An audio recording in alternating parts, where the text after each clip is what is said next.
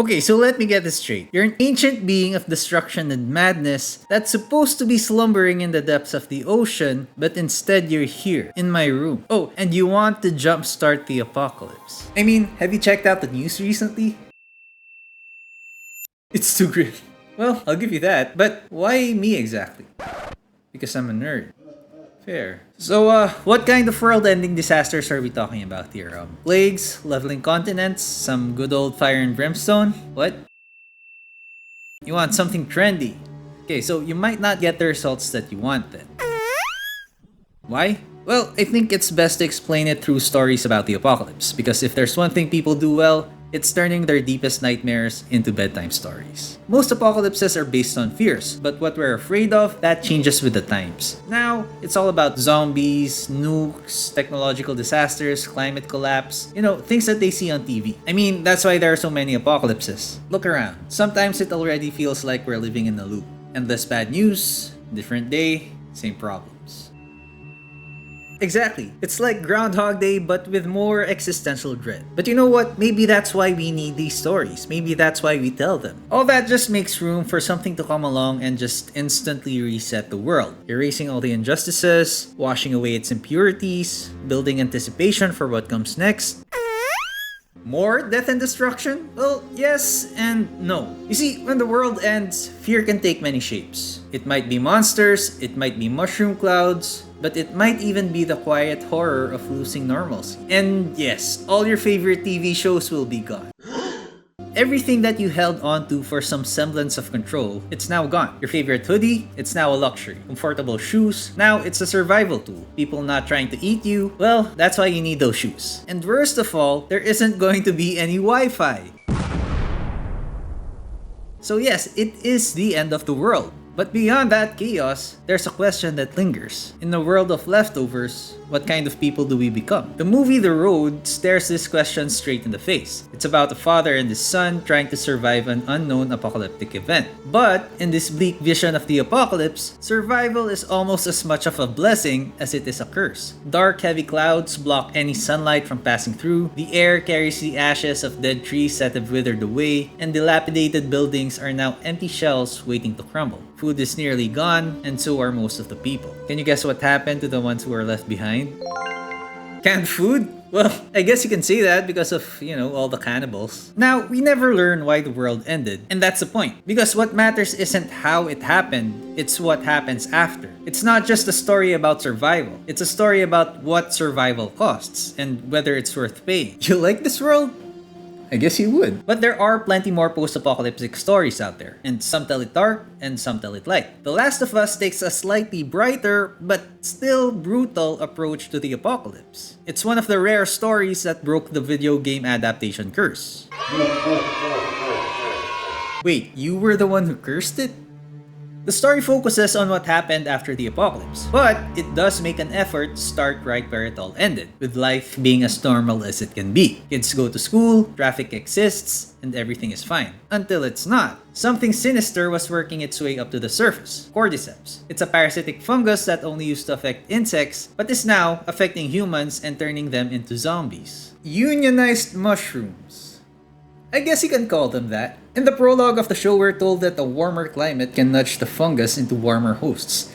And just like that, nature turns on us. Flash forward 20 years, and now the apocalypse has taken root. Civilization has collapsed, but the planet, it's thriving. Instead of the world's ecosystem collapsing, we see a sprawling forest where cities used to stand. Mother Nature has reclaimed the earth, and we see humanity's greatest achievements crumbling at the face of her fury. You see, there's a growing trend about apocalyptic stories where the fall of humanity becomes a reset button for the planet. But what if you took a playful tone and dropped it into a world just as grim? Surprisingly, you'd get WALL-E. At first glance, WALL-E seems like a kid's movie about a lonely robot. But the thing is, WALL-E might just have the most realistic apocalypse of them all. Because it's not caused by war, zombies, or mutated insects, it's caused by us.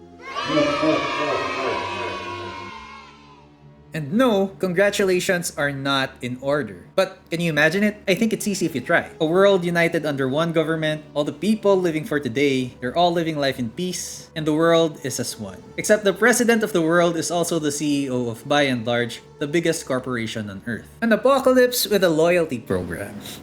You know what? I didn't think of it that way. You have a point. You see, with unlimited power and the bottomless budget, he basically becomes a worldwide marketing campaign for the company. So yes, it is a brotherhood of mankind. There's really no need for hunger anymore, and the world is living as one. However, there is a problem with their possessions. There's just too much of it. This encouraged people to consume, dispose, repeat, and since everybody was distracted with their own stuff, it stopped them from asking, where did it all go? Trash just piled up and up and up until the skyline isn't made of buildings anymore. It's made of garbage stacked as high as skyscrapers. And when the damage is too much, we leave. We go up on a space cruise, leaving an army of cleanup robots behind to fix a planet. Fast forward 700 years, the bots have failed and the Earth is silent. So yes, cleaning up the Earth is much harder than cleaning up your room.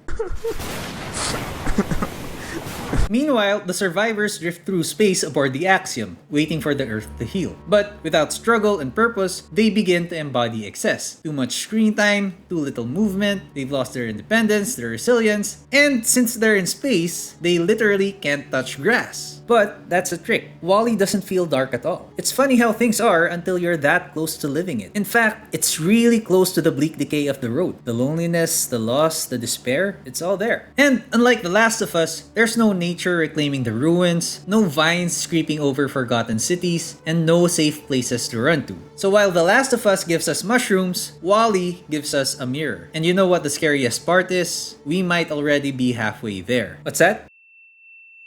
WALL-E skipped the pain and suffering? Well, not quite. Actually, it did the opposite and stretched it out. You see, there's no single moment where the world ends. It's basically a Venn diagram of the apocalypse and the post-apocalypse. But even then, it all just quietly fell apart, all under the weight of convenience, consumption, and comfort. So, does that sound better to you?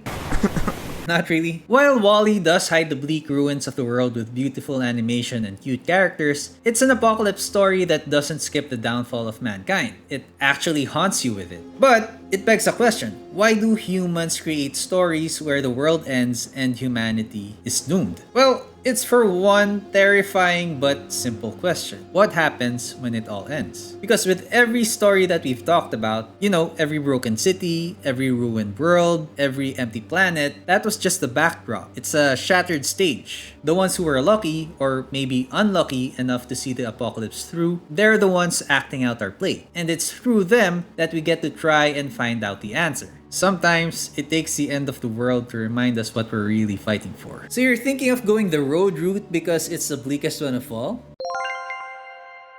I think you might be surprised. You see, here's the thing. Hope thrives in those kinds of places. Like I said, the road drops us into a bleak landscape devoid of sunlight and, you know, full of cannibals. But unlike WALL-E, the road actually has an event that marks the end of the world. Not that it matters. You see, there's this psychological quirk where people find it easier to empathize with one or two people instead of a crowd. That's why when you hear about 1,000 people suffering, you feel sad. But if you see one or two guys suffering, it's like you can feel it yourself. Now, that's called compassion fade, and the road uses it extremely well. The father represents what humanity was, and the son represents what it is. So it's kind of like millennials remembering a world where the internet didn't exist, and Gen Z and Gen Alpha not knowing what the world is without it. The road focuses on these two so that it's easier to place ourselves in their shoes, to feel their fear, their hope, and their quiet desperation. And it leaves us with a question. What do you do when there's no path, no goal, and society has collapsed? Do you give in and become a monster like everybody else? Or do you fight to keep your humanity even when it feels pointless?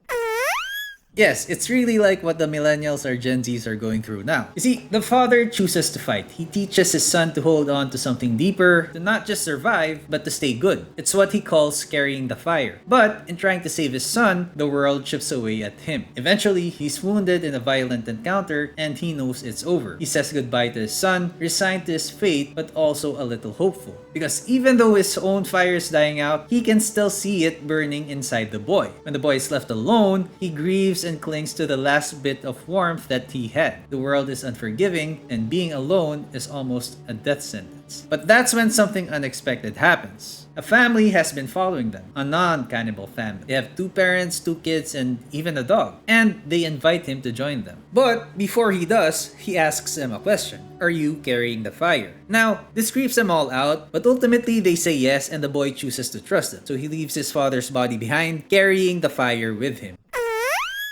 What's this got to do with hope? A lot, actually. It would have been easy to give up, to turn cold, to eat people, to become a part of the world that already lost everything. But the father doesn't want that for his son, so he keeps pushing. He keeps walking, he keeps teaching. He tells the boy to carry the fire. Now, I know it might sound vague or even corny, but in a world where everything is gone, carrying the fire means something. It's this idea that even if the world is in ruins, you still have a chance of doing what's right. It means that kindness, morality, and love can still exist, as long as somebody chooses to hold on to them. And as long as there's someone carrying the fire, the story of humanity isn't over yet. Even in this gray, empty, dying world, there's still hope. Also, there were actually signs of something better. In the book, it was a fish, and in the film, it was a bug that was flying around. So it's actually hinting that the world might recover. So if that's the case, you might want a world where nature isn't as nice. Much like The Road, The Last of Us starts with a clear apocalyptic event. It can properly mark the end of the world as we know it before we flash forward 20 years later. But that's basically where the similarities end. Also cannibals, they have cannibals too. But instead of nature slowly decaying under the weight of ash and rot, you get the opposite. The earth striking back through the humans infected with the cordyceps. It's kind of poetic, really. Mankind spent so long consuming what the earth had to give, and now it's the earth's turn. But the hardest part there is that nature doesn't wipe us out completely. In fact, it leaves just enough behind to make us wonder if it's worth fighting for. When it all began, Joel and his daughter were living a normal, humble life. Nothing in excess, but everything that really mattered. But on the day of the outbreak, it wasn't just the world that ended, Joel's world ended too when his daughter died. And ironically, it wasn't even the fungus. It was a soldier. It was a human. So right from the start, The Last of Us tells us that it's not just nature that you have to be afraid of, it's people as well. The trauma stays with Joel, hardens him, and 20 years later, we see a man who may still care, but who refuses to let anybody in. Even if the world isn't entirely gray and cold like The Road, hope is still pretty much a luxury here. When Ellie enters Joel's life, it's not exactly a heartwarming moment. They're basically forced together. But it's also then that another source of hope is uncovered. Ellie is immune to cordyceps. Now, their journey becomes about transporting a symbol of hope across a brutal world. And of course, it's not easy. They lose people, they suffer, but they ultimately make it. And you'd think they'd get the happy ending, but they don't. Ellie did have a vital piece of the cure, but she would have to die for them to study it. Joel ultimately saves her from the facility, lying to her that the group already had what they needed. You see, both Ellie and Joel are broken, and each of them are missing something. Joel lost his daughter, and Ellie never really had anybody to rely on. And slowly, through shared pain and survival, they fill those empty spaces in each other. So Ellie's childlike and grounded optimism chips away at Joel's walls, while Joel's fierce resolve pushes Ellie to go further than she ever could. They gave each other hope, and Joel chose to protect that. Was it the right choice? I don't know. But Ellie was his world now, and maybe that's what they needed in a world where the meaning of hope was eroding. In a place where hope had become blurry and dangerous and uncertain, they chose to believe in each other. So yeah, it's basically the opposite of The Road with much more green and much less gray. But still, The Road, The Last of Us, they all try to make sense of their worlds logically. They stay grounded and they ask what would really happen. So what's next? You want a world like WALL-E? So you want a world that's slowly dying while everybody's too distracted to notice. Weirdly enough, it might just be the most realistic take of them all. By the time WALL-E begins, 700 years have already passed after their so-called apocalypse. So, as you can imagine, the people of Earth will have a very different perspective on their version of the end of the world. If at all. I mean, there aren't any people left on Earth. There aren't any survivors. There aren't any underground bunkers. It's just empty. Now, it's just a planet-sized landfill and a single robot sweeping up. And here's the thing. This wasn't caused by bombs or asteroids or even monsters. No big dramatic event. It was just people. People consuming more than they could manage. Distracted, disconnected, slowly turning the world into trash until there was nothing left to stand on. It's bleak, but you know, life always finds a way. Now, I know you won't like this, but there is still hope for this world. It's just coming from somebody or something that you wouldn't expect it from. WALL-E mirrors our world with painful accuracy. The WALL-E units were designed to clean up the Earth. Day after day, they follow the same routine. Collect trash, compress, charge, repeat. And that's a pretty accurate way of describing modern life. Now these robots, one by one, they all broke down. All except one. And it's our WALL-E. And he's different. Not because of upgrades or reprogramming, but because he's curious. Instead of doing the same thing over and over again and seeing the world the same as his peers does, he has a sense of curiosity that helps him find a certain kind of beauty in the world. He's actually as human as the humans that we'll eventually meet. Following a routine check, Eve, a sleek and advanced robot, arrives on Earth to look for signs of life. Lonely from all the time spent alone in a dying planet, WALL-E follows Eve and they both grow an affinity for one another. But one day, she finds that WALL-E already found a sapling growing inside the beaten up old boot. The world is dead, but not completely. This is when Eve's programming kicks in. She's taken back to where she came from, and WALL-E, longing for connection, follows her across the stars. And that's when we meet the remnants of humanity, drifting through space on a giant cruise ship called the Axiom, blindly consuming, too comfortable, and too distracted to realize what they've lost. When Eve presents a plant, the ship's captain, initially clueless, is stunned. Earth is still alive. But because of his over-reliance on the autopilot system, he's tricked. The autopilot was programmed a long time ago to keep humanity away from the Earth, thinking that it was too late. WALL-E, battered and outdated, becomes the spark of rebellion. His love for Eve and his hope for the Earth inspires the others. First Eve, then the humans on board. They turn off the autopilot and then they go home. Not because it's safe, but because it's worth trying to save. You see, WALL-E's world is pretty much lifeless, just like in the road. It became a barren wasteland and people just decided to give up on it. You know, I actually kind of think that it was kind of nice that there was no grand event that led to humanity changing. There was no shiny new robot leading them back to Earth. But what it was a little rusty robot who could see the world for how it could be, that humanity regained their sense of a better tomorrow. Of all the stories we've talked about,